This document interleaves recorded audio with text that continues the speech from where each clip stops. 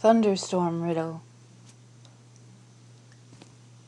I am so tenderly parallel to the boundaries of your comprehension that you have to shed the proof geometries of the riddled conclusions you've made of external impositions and expand like a bubble being blown through a forgotten wand to reach me.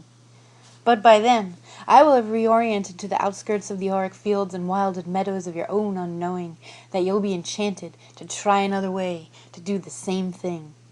And as a ribbon of silk and air in paradise caressing the edge of your senses that suddenly dissolve and become electric, I'll wind my way through you currently and wrap the magnetized deliveries of my promise on your heart, and you will be maddened and impassioned with the desire to hold on, like a gift originally envisioned for another that you become too fond of to impart so quickly, unthinkingly, compulsively, that the one thing that used to bring so much meaning and fulfillment comes as a crushed leaf in your hand, blows away.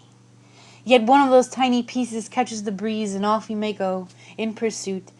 but perhaps and hopefully more softly, more curiously as to where it may land when the air drops away, and the brittle piece of a past season reaches the ground. You may want to just leave it there to become soil because it appears so comfortable amidst the many other things that, stooping down to get a better hear of where the fallen you had fell, the other bits and pieces, the dust of a poem your heart sung to you long ago, a little rock that reminds you of the foundation of the home you were once imagining,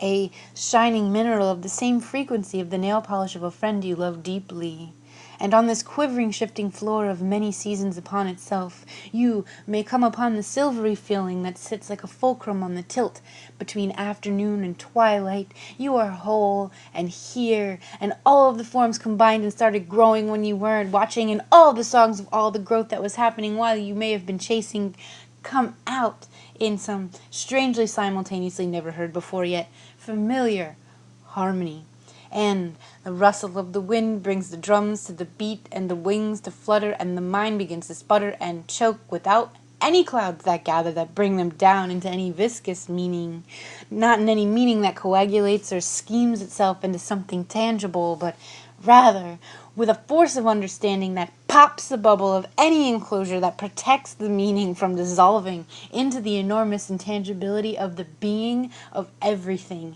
that all that is left is a transparent wonder, wide as a mouth in awe, a fish learning about water, agape as a guppy, unlearned how to be, how to do, how to anything anymore. That's where I'll be, waiting without time. So, see you now,